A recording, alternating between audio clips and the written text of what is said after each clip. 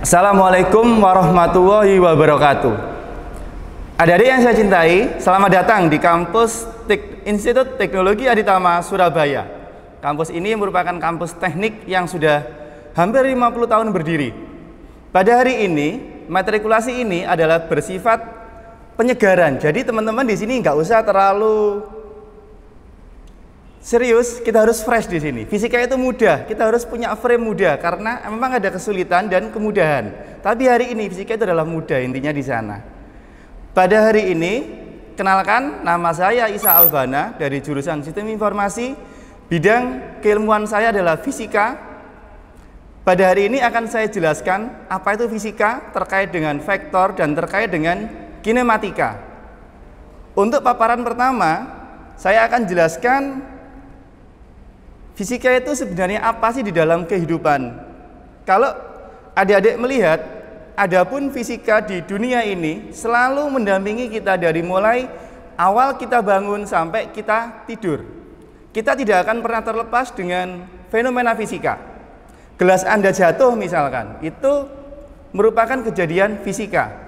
Mengapa saat Anda berada di sini, Anda tidak mengalami slip saat di jalan? Ada desain roda di sana. Desain roda itu membutuhkan ilmu fisika.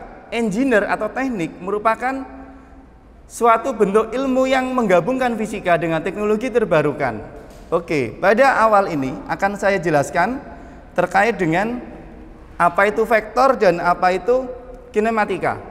Ada beberapa sumber buku teman-teman. Katanya orang belajar tanpa buku itu adalah nol. Dan sekarang saya tambahi, belajar itu adalah gandengan dengan teknologi. Internet adalah sebuah teknologi yang menggandeng kita supaya belajar lebih asik. Kalau teman-teman tidak suka membaca buku, Anda juga bisa mendengarkan lewat YouTube, melihat lewat YouTube konten-konten yang edukasi. Kemudian saya akan kenalkan, mungkin di SMA atau SMK Anda belum menggunakan software ini. Software ini adalah namanya GeoGebra. Jadi hari ini kalau bisa kita have fun, bahwasanya jangan hanya cuma membaca buku, tapi sumber-sumber belajar yang lain kita harus gunakan. Salah satu contohnya adalah sumber belajar pendukung yaitu GeoGebra. GeoGebra adalah sebuah perangkat lunak yang kita gunakan sebagai penggambaran geometri. Kalau Anda dulu pakai penggaris, harus menggaris dari awal, dari akhir. Sekarang kita nggak perlu penggaris, kita perlu software saja untuk mengerjakan sebuah geometri.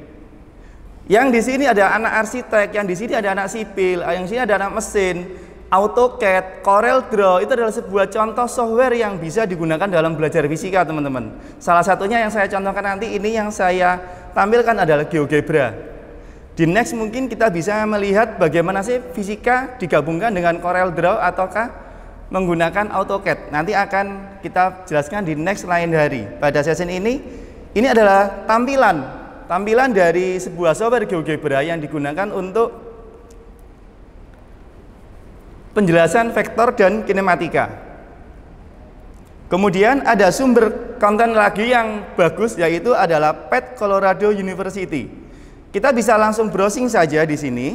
Kita cari di Google, kita ketikkan PHET, PET. Nanti di sana akan muncul beberapa sumber yang bisa kita gunakan sebagai simulasi. Ini sudah saya buka, ada beberapa simulasi baik dari fisika, matematika ataupun dari kimia. Oke. PET ini bersifat free, tidak ada lisensi, tidak ada proses bayar. Jadi teman-teman bisa mengunduh, menggunakan dengan baik dan mendukung dari pembelajaran Anda di rumah nantinya. Oke. Untuk sesi berikutnya ini akan saya paparkan terkait dengan materi besaran. Besaran, kalau Anda tafsirkan besaran itu apa sih adik-adik di sini? Ada yang mengatakan besaran itu ya besar, Pak. Bukan, besaran itu bukan besar. Besaran itu seperti gajah besar, itu besar beneran, itu bukan besaran. Di dalam fisika, besaran itu adalah sebuah hasil pengukuran. Ambil contoh, pada hari ini Anda beli gula, disuruh emaknya beli gula. Dek, belikan gula dong. Ya, Mak, Bu. Kemudian Anda lupa, tadi berapa kilogram ya yang mau dibeli ibu saya itu? Tanya, Bu, berapa kilogram? Pertanyaan saya begini, Anda ketika tanya, tahu satuan kilogram, berarti di dalam paradigma Anda, itu sudah muncul ada sebuah nilai di sana. Berapa? Berarti 5 kilogram. Jadi artinya, besaran itu adalah sesuatu yang bisa kita ukur di dalam konteks fisika. Jadi sesuatu yang bisa kita ukur itu dinamakan sebagai besaran. Besaran itu memiliki sebuah unit atau satuan. Pada kasus tadi yang sudah saya jelaskan, kilogram itu satuannya pasti, massa satuannya adalah kilogram. Kalau misalkan Anda pengen mengukur panjang, satuannya apa? Ada yang bisa jawab? Pasti Anda akan jawab sentimeter atau meter. Kalau satuan jalan itu biasanya nggak mungkin dalam meter, biasanya kilometer. Itu adalah satuan-satuan yang terkait dengan panjang. Di dalam fisika, besaran itu ada dua macam. Ada dua. Yang pastikan besaran skalar dan besaran vektor.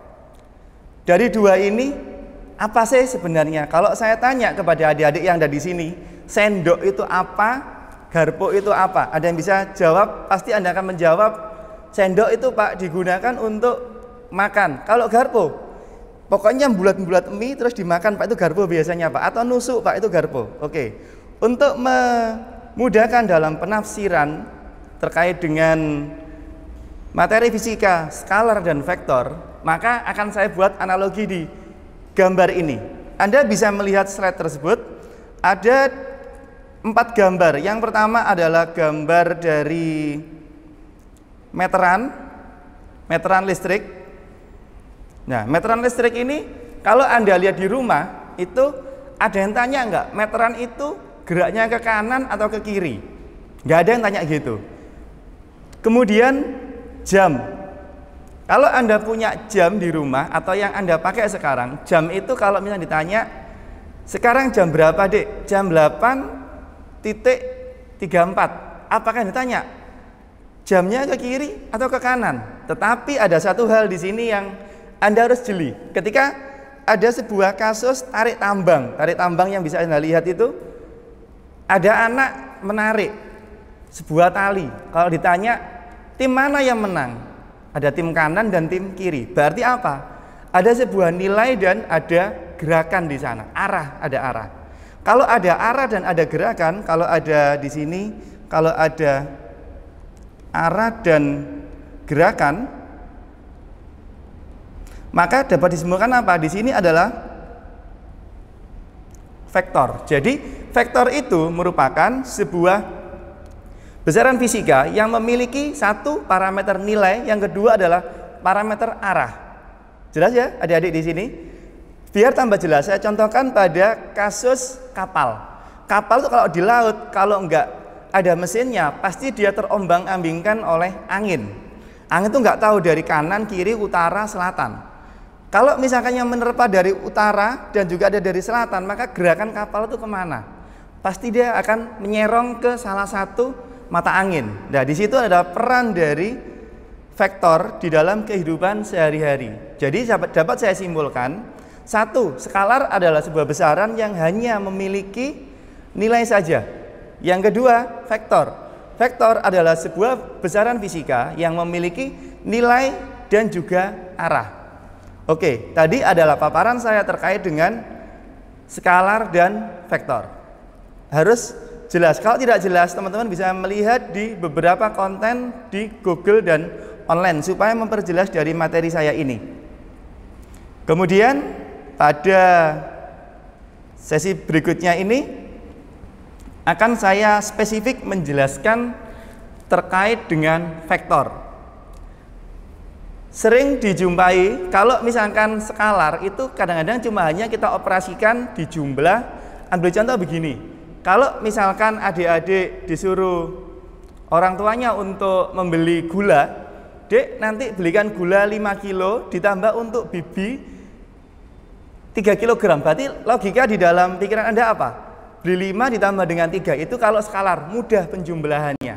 Tetapi kalau vektor ini ada bentuk-bentuk khusus di sana. Bentuk khusus yang apa? Dan kenapa kok harus perlu dilakukan sebuah pembelajaran? Ambil contoh seperti ini. Ada sebuah kasus, ini di dalam screen Anda bisa melihat ada kasus lagi-lagi anak tarik tambang. Yang kedua itu adalah mesin yang dicantolkan melalui sebuah tali besi atau sling. Dan yang ketiga itu ada seorang ilmuwan namanya Galileo itu menjatuhkan sebuah bola dari menara Pisa di Italia. Yang terjadi apa? Bola itu jatuh sampai ke tanah, nggak mungkin dijatuhkan terus terbang di sana. Jadi apa sih sebenarnya vektor itu? Vektor itu terkadang bisa dilihat, terkadang tidak bisa kita lihat, tapi dia ada. Ambil contoh berupa tarikan tali, kita bisa melihatnya dari talinya itu.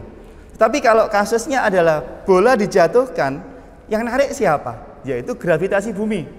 Gravitasi bumi tidak bisa kita lihat di sana. Jadi dari slide itu sudah jelas bahwasanya aplikasi vektor itu banyak di dalam kehidupan. Kemudian sesi berikutnya ini akan saya paparkan bagaimana menjumlahkan sebuah vektor dan bagaimana menghitung sebuah vektor di kehidupan sehari-hari. Ketika Anda melihat ada benda ditarik ke kanan dan ke kiri, maka yang terjadi apa? Benda itu akan bergerak, kalau nggak ke kanan ya ke kiri. Seperti saya paparkan seperti ini. Ada sebuah kotak di sini. Ada kotak ditarik ke arah sana dan ditarik ke arah kanan dan kiri. Anggap aja ini adalah kanan dan ini kiri. Ambil contoh dari yang kiri, misalkan anaknya gemuk-gemuk nih ya, atau gede-gede. Itu memberikan nilai yaitu 500 Newton. Ingat, Newton itu adalah satuan gaya. Kemudian yang kanan karena anaknya kecil-kecil gitu dikasih 200 lah, 200 tarikan. Nah, berarti logikanya yang menang siapa? Tim kanan atau kiri? Kalau menurut teman-teman, pasti Anda akan jawab tim kiri. Kenapa? Karena pasti Pak, kanan dikurangi kiri atau sebaliknya kiri dikurangi kanan.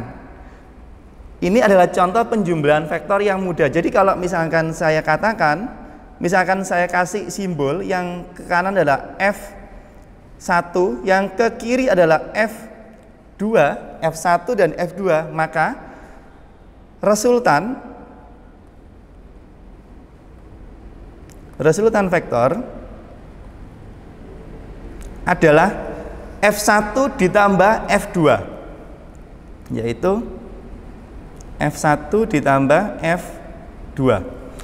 Di dalam vektor ada orang yang mengatakan vektor itu dikurangi, ada yang mengatakan vektor itu dijumlah. Kalau dari pandangan saya sendiri ya, dan saya ambil dari buku, itu sebenarnya vektor itu kita nggak usah rancu atau bingung dikurangi atau ditambah. Satu kata saja, resultan. Resultan itu saya dapat mengatakan ditambah. Artinya apa? Misalkan ambil contoh. Dalam gambar tersebut, Anda akan melihat gaya ke kiri dan ke kanan. Ambil contoh yang ke kiri, saya kasih simbol di sini adalah negatif. Saya kasih tanda negatif. Yang ke kanan adalah positif. Maka logikanya apa teman-teman? Kalau F1 ditambah dengan F2, saya tuliskan di sini. F1 ditambah F2, maka sebenarnya bagaimana operasinya? Yaitu kita tuliskan seperti ini. 500 ditambah min dari 200. Maka yang terjadi di sini apa? Selisihnya berapa? Kita katakan di sini penjumlahan, tapi karena yang dijumlahkan adalah nilai negatif, maka jadinya adalah pengurangan. Jadinya di sini nilainya 300 Newton. Ini adalah contoh yang mudah karena ada kanan dan kiri. Sekarang kita coba yang agak sulit. Agak sulit bagaimana? Kita pakai gaya-gaya yang miring. Nah, bagaimana kalau gaya yang miring? Misalkan nih, adik-adik di sini membuat contoh seperti ini. Ini saya katakan ada sebuah kapal. Kalau kapal kan bebas ya, ditiup dari kanan, kiri, atas, bawah. Ada kapal, itu ada koordinat, harusnya ada X dan Y dan Z. Tapi di slide itu saya gambar secara 2 dimensi. Saya ambil secara 2 dimensi seperti ini. Kapal ini tertiup dari arah barat dan selatan. Jadi kalau misalkan saya tuliskan atau gambarkan di sini, ini tertiup dari arah kanan sebesar 200 km per jam, atau saya tuliskan aja meter per sekon. Angin dari arah barat meniup 200 meter per sekon. Kemudian angin dari arah samping atau utara meniup dengan 400 meter per sekon. Yang tadi kilogram saya hapus, maaf, kilometer per jam saya hapus, menjadi satuannya SI semua, satuan internasional, menjadi meter per sekon. 200 dari arah kanan atau barat, kemudian 400 dari arah utara. Pertanyaan saya adalah begini, gerakan kapalnya kemana? Ini kan vektor ketemu vektor, tapi ada menceng, jadi bukan lurus, tapi dia agak membentuk derajat 90 derajat. Nah, bagaimana cara ngitungnya? Yang pertama, kita harus uraikan menjadi sebuah vektor-vektor X dan Y. Secara umum kita bisa menghitung secara langsung menggunakan Pitagoras, tetapi di sini saya akan gambarkan secara detail struktur dari bentuk vektor ini. Untuk pertama ini saya coba gunakan GeoGebra dulu. Oke, di sana ada 200 dan 400. Saya coba gunakan GeoGebra di sini. Saya coba untuk menggambar vektor dengan arah 400. Saya gambar. Oke, 400 ke arah atas dan 200 ke arah kiri. Dia berupa bentuk serong. Gambar yang tidak digunakan saya pindahkan dulu. Oke, di layar ini mudah. Kalau kita pengen membuat sebuah software berbasis fisika atau simulasi fisika, di GeoGebra ini sangat cocok. Oke, saya aransemen ke atas. Di sini saya tuliskan 8 satuan. Oke, saya geser menjadi 4. Ini saya tarik menjadi 4. Kemudian di sini saya tarik menjadi 2. Oke, sudah terbentuk seperti ini teman-teman. Ada 4 dan ada 2. Resultan itu bagaimana? Kita simpel saja. Kita tarik sebuah garis dari ujung sini menuju ke ujung B ini. Kemudian saya tarik garis lurus. Pertanyaan saya adalah satu, berapa resultannya? Kita bisa melihat hasil resultannya itu dari panjang vektor itu. Panjangnya bagaimana? Kita bisa melakukan bentuk pengukuran. Di sini ada panjang dari 0 ke J, titik 0 ke J itu berapa sih panjangnya? Kita bisa ukur menggunakan Pitagoras. Ada yang masih ingat Pitagoras? Yaitu kuadrat dari 2 dan 4. Penjumlahan 2 dan 4 kita hitung pakai kalkulator saja teman-teman ya. Kita gunakan teknologi digital untuk memudahkan dari pembelajaran hari ini. 4 ditambah dengan kuadrat dari 4 itu berapa? 16. Oke, berarti kan ada 20 ya. Akar dari 20 berapa? Kita cek di sini. 4,4. Dari hitungan kalkulator dan GeoGebra adalah 4,4. Kita buktikan secara vektor. Oke, sekarang kita coret-coret di sini.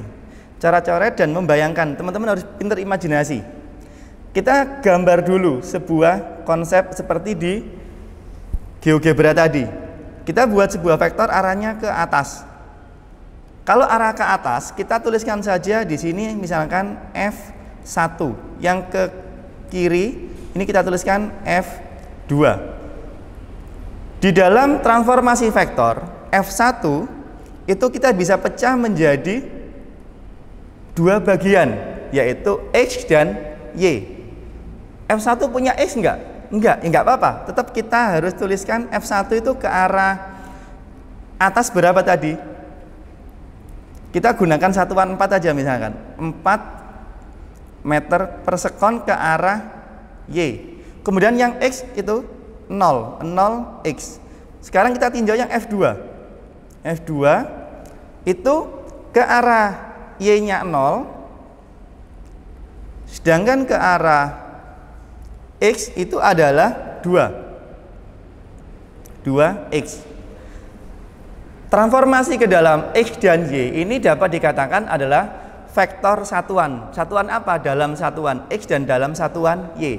Kalau ada 3 dimensi bagaimana? Ada Z berarti. Di sini saya katakan X dan Y dan Z nanti itu sebagai bentuk satuan vektor nantinya. Oke, di sini ada 4, ada 2. Loh Pak, tadi contohnya 400 kok sekarang jadi 2. Nolnya tidak saya gunakan. Saya pakai yang depan saja. Jadi kita hapus saja yang tadi semula contohnya itu 2, saya hapus menjadi 4 saja. Jadi biar ratusan-ratusannya nggak muncul, biar nggak membingungkan kita menghitung 2 meter per sekon, yang ini 4 meter per sekon. Oke, jelas di sana teman-teman. Jadi di sini ada 4 dan 2. Bagaimana menjumlahkannya? Menjumlahkan vektor kita harus tahu. Yang kita jumlahkan itu adalah bagian X dengan X, Y dengan Y. Kalau kita amati dari contoh ini, kita susun menjadi sebuah bentuk seperti ini. F1 kita tuliskan sebagai 0x ditambah dengan 4y. Kemudian F2 itu adalah 2x ditambah dengan 0y. Oke. Tadi saya mengatakan ditambah. Kalau ditambah itu artinya apa? Sebenarnya vektor itu cara bacanya bukan ditambah teman-teman ya, tapi pada posisi X adalah 0 dan pada posisi Y adalah 4. Kita operasikan. Bagaimana resultannya? Resultannya ini kita bisa melakukan operasi penjumlahan langsung. Kita gunakan warna yang berbeda di sini. Kita gunakan warna kuning saja untuk membedakan. Oke, kita lihat di sini X dengan X hasilnya berapa, Y dengan Y hasilnya berapa. Di sini kita bisa melihat hasil dari masing-masing penjumlahan. Untuk yang F resultan, X-nya adalah 2 karena 0 ditambah 2 sama dengan 2. Di sini adalah X. Dan pada koordinat Y adalah 4Y. Oke, di sini didapatkan vektor resultan. Saya sekaligus memperkenalkan, vektor itu bisa dituliskan secara koordinat X dan Y seperti yang ada di slide tersebut. 2X dan 4Y, panjangnya berapa?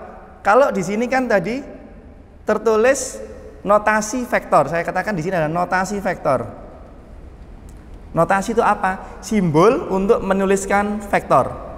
Kalau misalnya saya tanya simbolnya Indonesia, Anda pasti akan mendengar Garuda atau mengatakan Garuda. Vektor juga sama, memiliki sebuah bentuk penulisan supaya apa? Orang tidak bingung untuk memahami arti dari vektor itu apa. Anda kalau di teknik sipil punya bidang pemetaan mungkin, di arsitek punya standar gambar.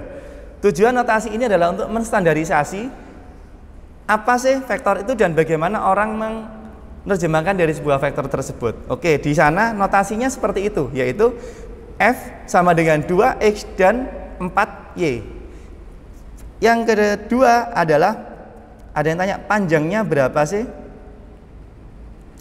Atau nilai resultannya berapa di sini? Kalau ditanya nilai resultan berarti Anda harus melakukan proses akar dari 2 kuadrat dari X ditambah dengan 4 kuadrat dari Y. Maka didapatkan, kalau Anda itu kalkulator pastinya hasilnya adalah, coba kita nyontek yang tadi di kalkulator, 4,47. 4,47. Jadi ini adalah sebuah paparan. Jadi kalau vektor itu cara menjumlahkannya seperti yang tadi saya demokan tersebut. Ini kalau vektornya adalah vektor X dan Y. Kalau ada Z-nya bagaimana? Next, nanti di kelas akan dibahas secara detail. Makanya matrikulasi ini harus semangat bahwasanya fisika itu mudah. Nanti akan dibahas detail di sana. Oke. Sudah jelas penjumlahan dari vektor tersebut. Kemudian kita beralih ke transformasi vektor. Tadi sudah saya paparkan di depan tadi. Vektor itu ada ditulis seperti ini. Tadi kan kalau tulisan saya jelek, saya kasih yang bagus simbolnya. Ini simbol yang saya ambil dari buku Physics University. Kenapa kok Physics University? Ya jangan pakai buku SMA lah. Anda nanti kan kuliahnya di kampus teknik. Masa kembali ke SMA bukunya? Jangan. Buku SMA untuk SMA. Buku kampus adalah buku fisika universitas. Kemudian di gambar tersebut Sudah Anda ketahui ada AX dan AY, ada I, ada J. Anda nggak usah bingung masalah I dan J itu loh Pak. Di sini kok muncul I dan J tadi, Bapak menuliskan X dan Y. Ini hanya simbol saja. Jadi kalau misalkan Anda menggunakan IJK itu berarti di sini Anda menyimbolkan adalah Z dan di sini adalah K. Jadi nggak usah bingung, IJK, XYZ adalah sama. Koordinat kartesius. Koordinat kartesius itu apa? Ya koordinat X, Y, Z itu adalah koordinat kartesius. Secara umumnya seperti itu teman-teman. Terkadang di dalam kehidupan sehari-hari tidak semua vektor disimbolkan dalam IJK.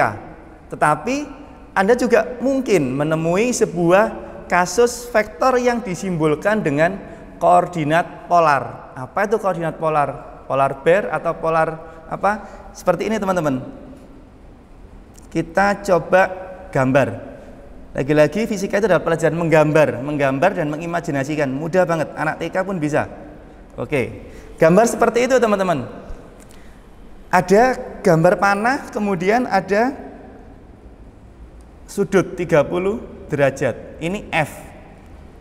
Memiliki nilai misalkan lagi-lagi 200 Newton. Ada sebuah benda ditarik, tarikannya miring seperti ini. Lah di sini membentuk sudut. Atau misalkan kalau Anda belanja di mall, nggak mungkin keranjang Anda tarik, misalkan ini keranjang Anda tarik gini nggak mungkin kan? Anda tariknya kayak gini kalau belanja di mall. Pertanyaannya, kalau sudutnya ini ada, kemudian pertanyaannya adalah gini, berapa kekuatan tarikan Anda supaya gerobak ini tidak melewat ke sana dan ke sini? Ini ada sebuah contohnya. Misalkan kita ambil contoh F ada 200, kemudian tentukan F yang ke X dan F yang ke Y itu berapa. Kita bisa menghitung, saya kasih hijau aja di sini. Jadi kita tarik garis dari F menuju ke sumbu Y-nya dan F ke sumbu X-nya. Oke. X dan Y, kita tarik sebuah vektor satuan. Nah, di sini Fx-nya berapa, Fy-nya berapa. Fisika ini, kalau Anda suka fisika, nggak mungkin Anda nggak suka matematika, karena akan saling bertaut. Supaya kita bisa menghitung Fx, kita perlu yang namanya trigonometri. Masih ingat trigonometri itu apa? Yang dari IPS, mungkin trigonometri, apa Pak trigonometri itu? Nanti akan saya jelaskan di lain waktu di kelas, makanya harus semangat belajar. Trigonometri secara singkat adalah operasi antara sudut dan nilai. Ambil contoh seperti ini. Nggak tahu di IPS itu ada apa tidak. Kalau ada nanti syukur, kalau enggak ada ditambahi belajar di Google ya. Nanti teman-teman bisa melihat trigonometri itu apa. Yang pasti kalau trigonometri itu ada sudut di screen itu Anda lihat. Kita kasih ini depan, ini samping, ini miring. Nah, ketukar di sini. Saya tambahkan ini adalah samping, yang miring ya ini. Oke. Samping, miring, depan. Depan mata kita itu adalah depan. Oke. Dari trigonometri itu muncullah sin, cos dan tan. Kalau untuk mencari fx, kita bisa langsung menunjukkan F adalah cos dari sudut yang ada di antara garis gaya dan horizontal tadi. Kalau untuk kita mencari Fy, maka kita gunakan sin. F sin theta. Loh Pak, apakah rumus itu dihafal? Kalau Anda pengen menghafal silahkan, tetapi saran saya jangan dihafal teman-teman. Nanti Anda akan chaos sendiri. Kita harus memahami. Ambil contoh di sini. Saya kasih simbolkan yang miring ini adalah F. Yang depan ini yang kita cari. Depan ini kita analogikan sebagai Fy. Kalau kita mencari Fy, nyari Fy, maka yang terjadi apa? Kita membutuhkan sin. Sin dari theta itu berapa? Depan dibagi dengan miring. Depan dibagi dengan miring. atau disebut demi. Kita cek di sini. Kalau yang kita cari adalah yang bagian depan, berarti apa? Sinus dikali dengan miringnya. Maka nanti kalau Anda olah yang rumus ini, Fy sama dengan F sin theta. Jadi kesimpulannya jangan dihafal, dipahami rumus itu. Karena rumus itu di dalam fisika adalah cerita-cerita. Nanti di matematika akan dikenalkan dengan teorema. Kalau teorema itu kan konsensus yang memang dipahami dan dihafal. Tetapi kalau di fisika itu diadaptasikan rumus-rumus itu. Jelas ya adik-adik di sini? Nanti silakan dieksplor lebih detail apa itu sin, cos, dan tan. Jadi dapat saya simpulkan di sini, untuk melakukan transformasi vektor kita membutuhkan sebuah ilmu matematika yaitu trigonometri. Kenapa kok ini digunakan? Karena di dalam fisika, ambil contoh kalau misalkan di sini ada adik-adik yang sudah memilih jurusan teknik mesin juga ada yang melakukan gambar teknik, ada perancangan pemasangan seling untuk tali, untuk sistem torsi, itu nanti akan dibutuhkan di sana. Jelas di sini sudah saya paparkan banyak terkait dengan vektor dan operasinya dan transformasi vektor itu. Kemudian di page berikutnya ini ada kasus. Nah, Anda harus kerjakan. Loh, kok dikasih tugas, Pak? Ini kayak TVRI saja. Di sini ada katanya kalau belajar nggak ada tugas itu nggak pinter. Nah, nanti tugasnya di rumah mencoba untuk mengotak-atik bagaimana kalau kasus vektornya seperti ini. Untuk mengerjakan kita bisa saja langsung menggunakan GeoGebra atau menghitung bagian per bagian. Saya ambil contoh kasus yang ini saja ya teman-teman ya, karena kalau kapal ini nanti terlalu panjang. Kita ambil yang sebenarnya sama-sama panjang ya sebenarnya ya di sini. Ambil yang contoh ini saja. Sama-sama nggak mudah dan juga nggak sulit. Mudah dan juga nggak sulit juga sih sebenarnya kalau ini, karena 3. Kalau misalkan Anda ketemu dengan vektornya itu 5 atau dari 6 penjuru mata angin, maka saya katakan kerjaannya nanti berat nanti. Di dalam perhitungan ini yang pertama Anda harus cari nilai AX dan AY-nya. Kemudian Anda nanti juga mencarinya BX dan BY. Kemudian CX dan CY. Dari masing-masing vektor ini nanti Anda jumlahkan. Nah, ini nanti Anda jumlahkan untuk menghasilkan sebuah vektor resultan berupa kombinasi dari AX, BX, CY menjadi F resultan di titik X dan F resultan di titik Y. Seperti itu teman-teman. Loh Pak, terus AX, AY-nya bagaimana cara mencarinya? Ingat slide saya yang awal tadi, ada proses transformasi. Untuk mencari AX dan AY, Anda harus melakukan transformasi dulu. Transformasi ke titik X dan Y menggunakan apa? Trigonometri.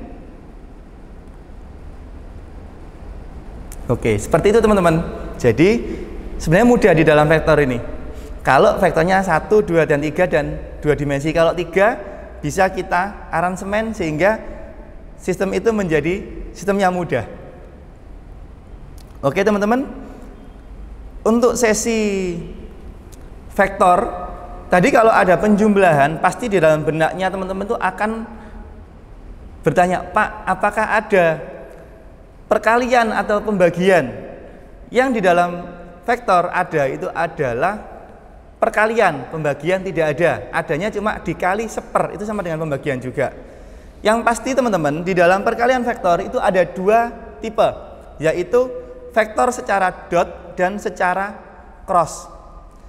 Untuk apa Pak dot dan untuk apa cross? Nanti di materi berikutnya itu akan disampaikan oleh pemateri berikutnya itu terkait energi dan juga torsi. Saya kasih clue saja di sini. Kalau dot itu pada umumnya digunakan untuk pencarian besar energi. Kalau cross itu digunakan untuk torsi. Apa itu energi, apa itu torsi? Kalau dari IPS gampangnya gini aja, atau bidang lain gampangannya begini.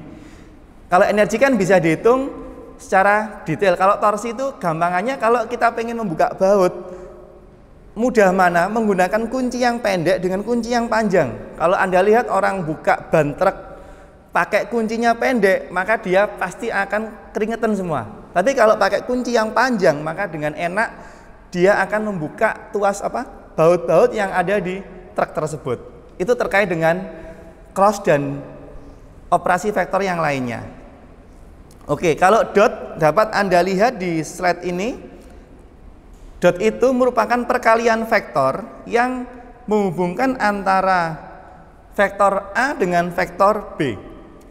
Ceritanya kalau ada sistem dot itu bagaimana menghimpitkan atau menaruh. Kalau kata-kata menghimpit itu kan gini ya. Misalnya ambil contoh, nah ini nih, oke gini aja. Ini ada sebuah bentuk vektor yang arahnya B, ini A, ambilnya A. Kalau B berhimpit dengan A, artinya B itu ditarik seperti ini. Berhimpit, dia satu garis dengan A. Dapat saya ilustrasikan di gambar ini.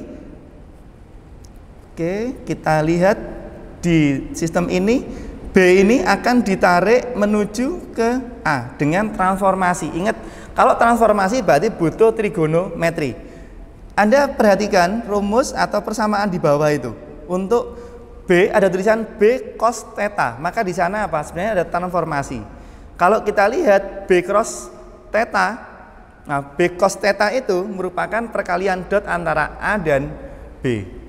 Kalau perkalian cross bagaimana? Nah tadi dot itu seperti itu. Kalau cross secara harfiah itu ada aturan yang kita harus hafal, aturan tangan kanan. Jadi kita itu harus memenuhi kaidah tangan kanan kayak gini. Bukan jempol ya, tapi ada kaidah tangan kanan. Nah seperti ini. Seret. Kalau misalkan crossnya itu dari ujung sini ke sini, maka kita bisa memutar. Arah torsinya kemana? Ke arah dalam. Ambil contoh begini, kalau Anda buka tutup botol, kalau mau menutup arah mana? Ke kanan atau ke kiri? Pastinya ke kanan kalau untuk nutup. Kalau kenapa nutup itu ke kanan? Coba kita cek. Arah ini putar-putar ke kanan, maka arah vektornya kemana? Ke bagian bawah. Tapi kalau kita muternya ke kiri, kita putar ke kiri, maka vektornya itu akan mengarah ke atas atau melepas tutup itu. Nah itu teman-teman contoh ilustrasi. Tapi jangan dilakukan pada spion, karena spion itu ada yang sifatnya counter atau berbeda, bukan seperti tutup botol. Kebanyakan tutup botol itu dari kalau ke kanan ya menutup, ke kiri membuka. Itu teman-teman. Kalau ada tutup botol yang berbeda mungkin bisa lapor ke saya kasih buat contoh nantinya. Oke teman-teman, itu terkait dengan dot dan cross. Kemudian setelah vektor di dalam fisika yang sudah tadi saya kenalkan, ada materi yang menarik juga, yaitu materi terkait dengan kinematika. Oke, pada pertemuan yang kedua ini atau sesi 2 ini saya akan menjelaskan terkait dengan kinematika. Kinematika itu apa? Kinematika itu merupakan sebuah bidang yang mempelajari terkait dengan gerakan sebuah benda. Gerakan, tidak ada gesekan, tidak ada ukuran massa, tidak ada yang lainnya, pokoknya gerakan saja terkait dengan perubahan jarak dan perubahan waktu. Kenapa saya katakan tidak ada massa, tidak ada gesekan? Karena ambil contoh teman-teman, misalkan ada sebuah mobil atau benda dijatuhkan dan di sana dia ini tertiup angin, itu ada gesekan di sana, maka itu tidak masuk di dalam kinematika. Di dalam kinematika ini ada contoh sebuah orang lari di sini. Teman-teman bisa melihat di screen. Orang lari tersebut ada perubahan apa? Jarak, ada perubahan jarak. Ketika ada perubahan jarak, maka apa? Bisa kita lihat perubahannya berapa sih? Berapa sentimeter atau berapa meter di sana. Kemudian kalau orang lari, nggak mungkin dia nggak menghabiskan waktu. Anda bisa dari titik A ke titik B itu dalam 1 menit atau 1 detik. Nah, bisa ambil contoh, kalau di dalam kehidupan sehari-hari, kecepatan itu dapat dinyatakan sebagai perubahan perubahan jarak dibagi dengan waktu, atau seperti gambar atau persamaan tersebut. Di persamaan ini Anda bisa melihat V adalah perubahan X2 dikurangi X1 dibagi dengan T2 dan dikurangi T1, atau simbol segitiga itu adalah delta. Simbol segitiga ini mungkin yang belum mengenal simbol segitiga, apa Pak segitiga itu merupakan bentuk dari delta. Kemudian dari hasil perhitungan tersebut kita bisa menghitung waktu itu berapa, perubahan kecepatan itu berapa dalam satuan waktu. Kemudian di fisika juga ada namanya instan, kecepatan instan. Kecepatan instan itu apa Pak? Kayak mie saja. Nah, kecepatan instan itu merupakan kecepatan sesaat. Kalau misalkan kecepatan saat itu misalkan perubahan X terhadap T-nya itu dalam orde mili detik atau mikro detik, itu merupakan kecepatan sesaat, atau T-nya sangat kecil teman-teman. Ini ambil contoh, ada sebuah kasus mobil-mobil bergerak. Selain kecepatan, ada juga percepatan. Percepatan atau akselerasi itu disimbolkan dengan A. A itu merupakan perubahan kecepatan dalam satuan waktu. Teman-teman bisa melihat ilustrasi mobil ini. Nah, kalau yang suka racing atau otomotif, ambil contoh kasusnya seperti ini. Mobil Anda itu kecepatan awalnya adalah 0. Akselerasi Anda adalah 15 km per jam di gambar tersebut. Detik pertama kecepatan Anda berapa jadinya? 15 km per jam, karena per jamnya itu akan bertambah sebesar 15. Kemudian pada detik kedua, maka di situ akan muncul 30 km per jam. Kemudian detik ketiga akan muncul sekian dan sekian. Di situ menunjukkan apa? Ketika ada percepatan atau Anda mungkin ngegas, itu merupakan perubahan dari kecepatan 1, kecepatan 2, dan kecepatan 3. Oke, dari gambar itu Anda bisa melihat ilustrasi bagaimana sih implementasi dari sebuah akselerasi itu. Oke, dari sini tadi teman-teman bisa langsung ke analisis. Nah, analisis GLBB. Nah, ini sudah ketemu dengan banyak sekali persamaan. Saya katakan persamaan bukan rumus. Lagi-lagi ingat, jangan dihafal. Ingat wajah saya saja di sini. Kalau misalkan Anda melihat rumus-rumus ini yang lumayan banyak, Anda lihat poin di sini, kecepatan. Kecepatan adalah perubahan jarak dibagi dengan waktu. Poin yang kedua adalah akselerasi atau percepatan, perubahan kecepatan dibagi waktu. Kemudian rumus ini yang tadi mencari A, itu saya transformasi menjadi bentuk ini. Rumus yang V sama dengan X min X0 per T. Dari rumus A menjadi rumus V itu ada hubungannya enggak kira-kira? Kalau ada hubungannya, kita bisa otak-atik hubungannya tersebut. Kemudian kita bisa otak-atik, ambil contoh di sini ada sebuah persamaan ini, persamaan kecepatan rata-rata adalah V0 ditambah dengan V dibagi dengan 2. Kemudian ada sebuah persamaan yang X sama dengan X0, V dikali T ini kita ambil dari persamaan yang saya lingkari di sini. Ini merupakan bentuk lain dari persamaan ini. Ditulis bentuk lain, hanya cuma diubah letaknya saja. Kemudian langkah kedua adalah substitusi, tukar atau ganti nilai V ini ke dalam persamaan tersebut, maka didapatkan bentuk ini kedua. Kemudian setelah pertukaran tadi, maka dapat kita ambil sebuah persamaan general, yaitu persamaan X sama dengan X0 ditambah satu paket rumus ini. Nah, didapatkan sebuah rumus baru. Kemudian Anda bisa melihat rumus baru ini sebenarnya rumus apa sih? Kalau kita lihat rumus baru ini nantinya digunakan sebagai rumus yang ada di bagian sini. Kalau Anda melihat untuk mencari X pada kondisi GLBB, maka X awal ditambah V0 dikali T ditambah dengan setengah AT kuadrat didapatkan dari persamaan yang sebelumnya tadi. Jadi persamaan saya kasih tanda bintang di sini. Jadi itu teman-teman, persamaan yang kedua tadi teman-teman bisa dapatkan dari persamaan yang ada identik dengan tanda bintang. Jadi sebenarnya fisika itu menurunkan dari rumus 1, rumus 2, rumus 3 digabungkan menjadi sebuah rumus baru. Kemudian untuk rumus berikutnya, untuk menghitung kecepatan akhir, itu ada penurunannya. Saya kasih sebuah tanda, kalau tadi bintang saya kasih bulan di sini. Oke, bulan. Jadi simbol bulan ini menunjukkan adanya rumus yang diciptakan dari persamaan V dan percepatan A sehingga membentuk sebuah hubungan, yaitu V kuadrat sama dengan V awal kuadrat ditambah dengan 2A dikali dengan perubahan jaraknya. Jadi itu teman-teman, perubahan-perubahan rumus yang di dalam fisika terkait dengan kinematika.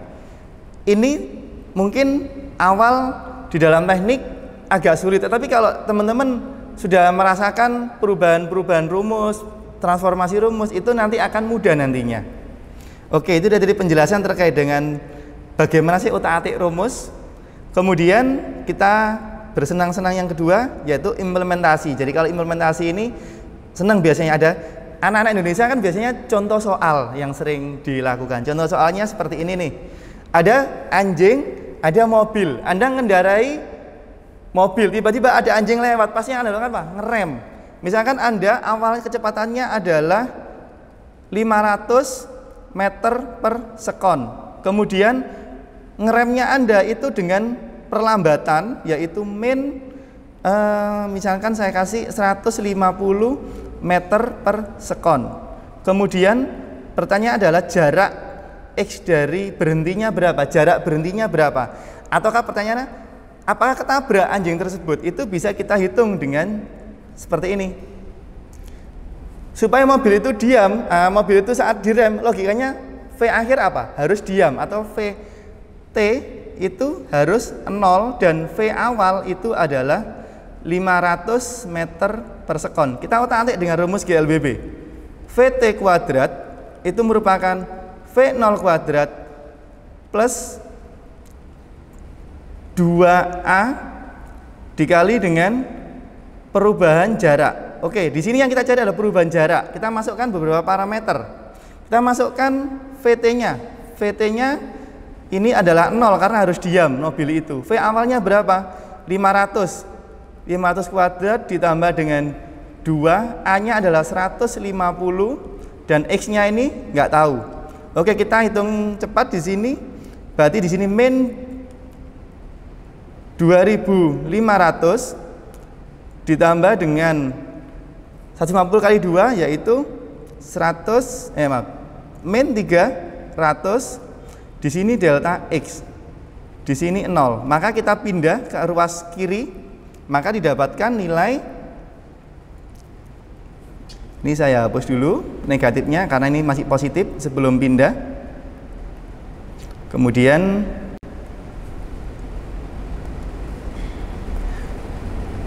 oke, saya hapus di sini. Kalau sudah pindah, maka di sini jadinya adalah 2500 min, di sini ada min 300, di sini delta X. Maka delta X-nya itu berapa?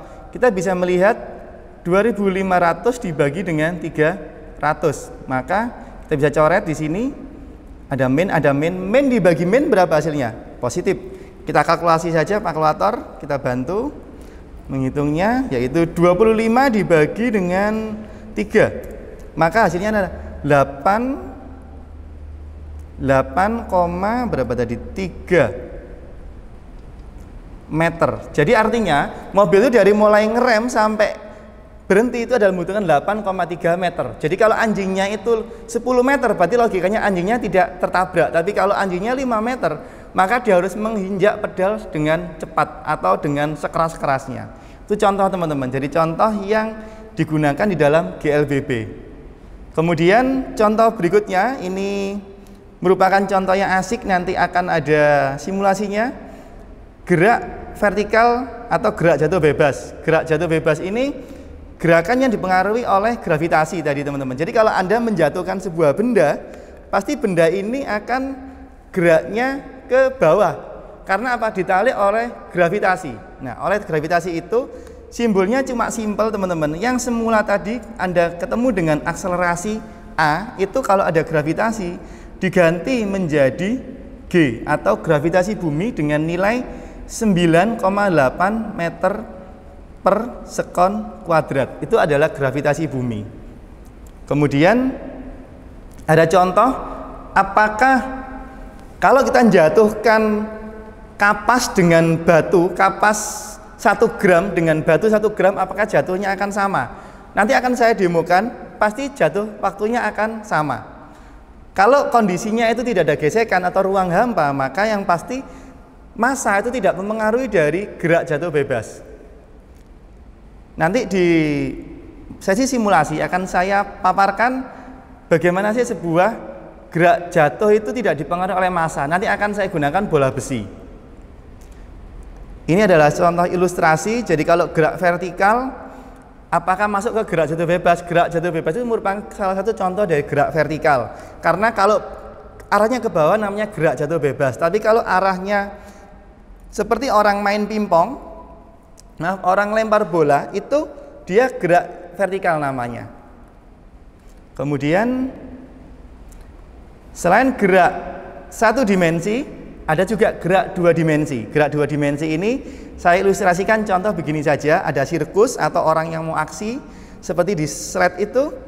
Kalau orang ini mau mengendarai motor, pertanyaannya kan begini, jatuhnya itu berapa meter? Tapi nanti next saja untuk proses perhitungannya di kelas, karena di sini X dan Y-nya harus dikalkulasi secara detail. Tapi dalam matrikulasi ini saya cuma mengenalkan bahwasanya asik loh di dalam mempelajari gerak itu ada gerak 1 arah, 2 arah atau 3 arah. Oke teman-teman, ini adalah penyampaian dari kinematika. Next berikutnya adalah sesi simulasi terkait dengan gerak jatuh bebas. Oke, pada sesi ini akan saya jelaskan peraga terkait dengan alat gerak jatuh bebas.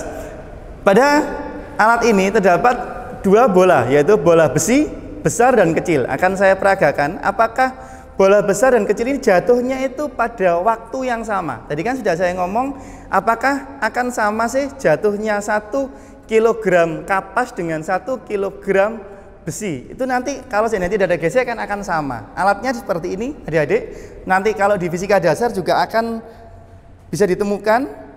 Pertama kita harus nyalakan dulu sistem dari magnetiknya supaya bola ini bisa dilakukan pemegangan. Nah, oke, bola sudah dipegang di sini. Maka berikutnya adalah kita tekan tombol start.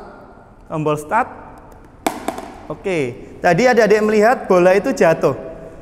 Kita lihat waktunya berapa? 264 milisekon, 264 milisekon. Kemudian saya coba pakai bola kecil. Bagaimana dampaknya? Kita setting dulu untuk bolanya, kemudian kita taruh. Kita cek di sini. Berapakah? 263, selisih 1 milisekon. 263 sama 264. Selisihnya sangat kecil teman-teman di sini. Maka dapat dikatakan apa? Kalau masanya itu tidak diperhitungkan, maka bola jatuh itu akan memiliki waktu yang sama. Dan ketinggiannya ini bisa kita ukur sekitar sekian 30 cm. Ingat teman-teman bisa ngerjakan di rumah sebagai PR nanti ya, atau mungkin have fun saja. 30 cm tadi yang tercatat adalah 264 dan 263. Teman-teman bisa buktikan apakah benar sih korelasi ketinggian dan korelasi waktu itu memiliki hal yang sama atau ada hubungannya ketika G sama dengan 9,8 meter per sekon kuadrat. Selamat belajar dan sukses teman-teman di ITAT selama menjadi mahasiswa. Terima kasih. Terima kasih, materi yang sangat luar biasa disampaikan oleh Bapak Isa Albana, SSI, MSI. Materi selanjutnya, matrikulasi fisika dinamika partikel yang akan disampaikan oleh Bapak Roni Prabowo, SE, ST, MT. Kepada beliau dipersilahkan dan selamat menyaksikan.